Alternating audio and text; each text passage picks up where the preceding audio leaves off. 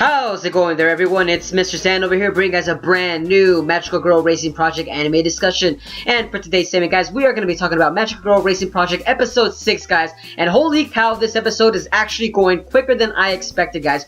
Because in this episode, guys, we involve 2 magical girls that have actually died in this episode, guys. And holy snap, like I said, we're only halfway through this series, and only 2 girls have died, apart from the from Lord and freaking Nemu have died. There's still so many magic girls that have still yet to die, guys. And apart from that, we get hardgore Alice to actually come onto the scene, guys, in this episode, guys. So without further ado, guys, let's get into this anime because a lot has happened. Alright, so in the beginning of the episode, we actually get involved with La Pucelle versus freaking the most evilest character in this anime that I've seen so far. Freaking Cranberry herself, guys. Holy snap, my god. In this episode, we just see how tenacious and malicious she very is in this episode, because of the fact that these 2 have fought, and we keep noticing that Cranberry's true intentions have finally been revealed in this episode. Not during the fight La Pucelle. No. Those are only a small tease, but a little bit later, halfway through the episode, guys. Granted, though, the majority of this episode was involved mostly about Cranberry versus La Pucelle because of that action-oriented scene. But like I said, throughout the episode, it kind of starts differentiating and starts going with Snow White, Hardgore Alice, and the other magical girls. But like I said, in the first act of this episode, guys, it involves La Pucelle versus freaking Cranberry. And holy snap, guys. What a bloody match it was.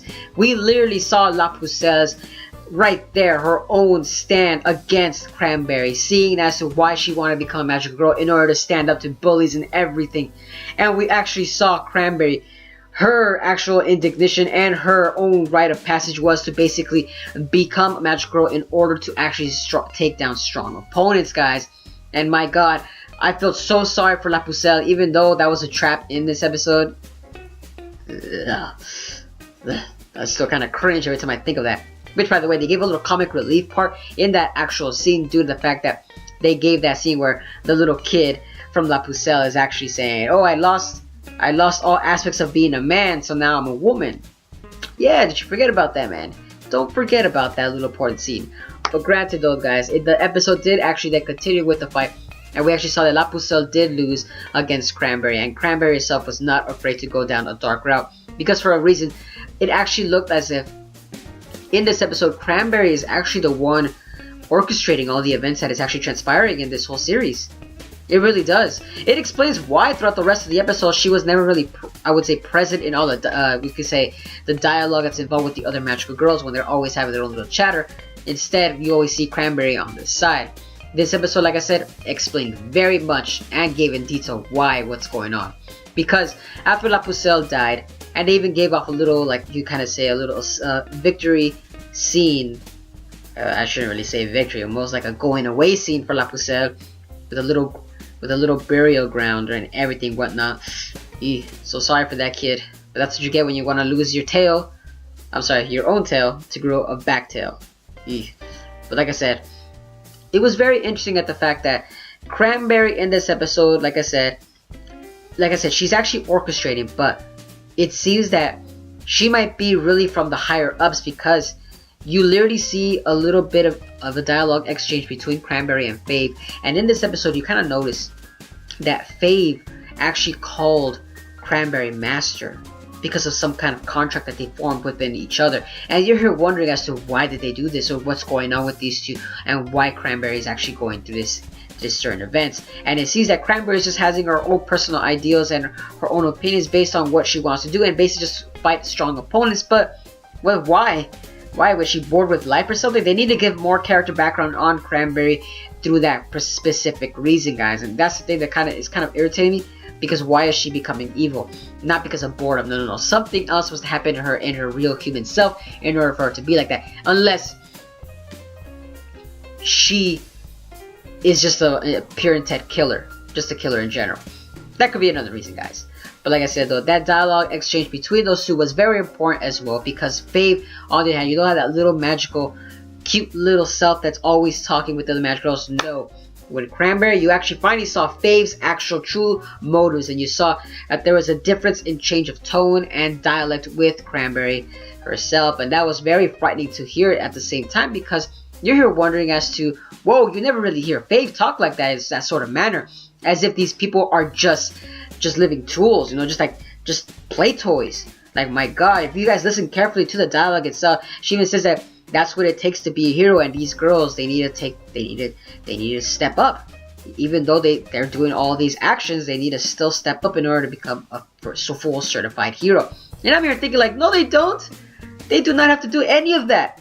Like, you chose them for a specific reason, for their personality, but now you're kind of saying that they're not becoming up to par because of what you're saying. That does not make any sense. Like I said, this episode was a little weird with that, but like I said, it's Cranberry herself that's actually orchestrating all these events, and I personally want to see who Cranberry is speaking to, or who she's in cahoots with too. Because remember, there are other districts that are involved as well that have magical girls, so I'm hoping they kind of involve that with it as well, guys. Because holy snap, that is very getting interesting.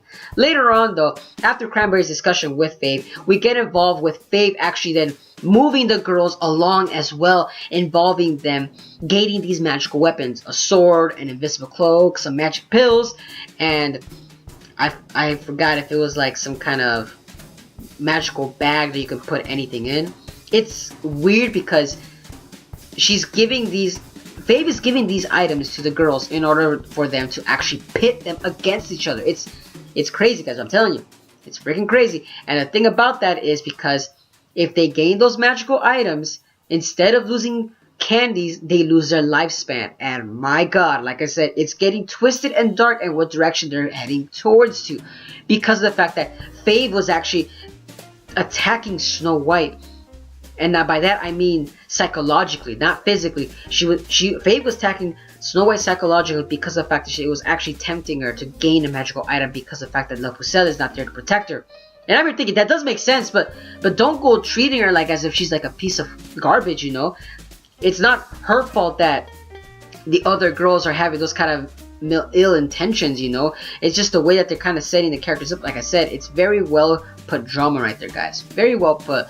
And I'm loving the fact that all the other girls are getting these magical powers, except Top Speed, Ripple, and Snow White are the only ones that didn't get those magical items, because they know for a fact that why would you trade your life for such a little important item? They know that's gonna cost them something. They'd rather die than at least lose their They know they're gonna die either way, you know. Why gain those magical items? Like I said, it just doesn't make any sense. Like I said, the ones that really did gain the magical items were the ones that were the younglings. And I did love the fact that Swim Swim in this episode was showing her leadership. That even if there was some actual symbolism involved with she was getting it, she's acting like a real queen herself. Swim Swim is taking the charge itself, and she took 25 years of her lifespan in order to get this invisibility quirk and gave it to, you could say, Terra. And Terra was just looking at, and the Peking Angels were looking at Swim Swim like, wow, why would you do that? And so because you guys are, you know, my people, and I wanna, and as a queen, no, I'm here looking at her like, wow, you know, that's some great characterization that she's heading towards to, and a great evolution too as to what she has become from the previous episodes, guys. It's getting interesting as to how it's going.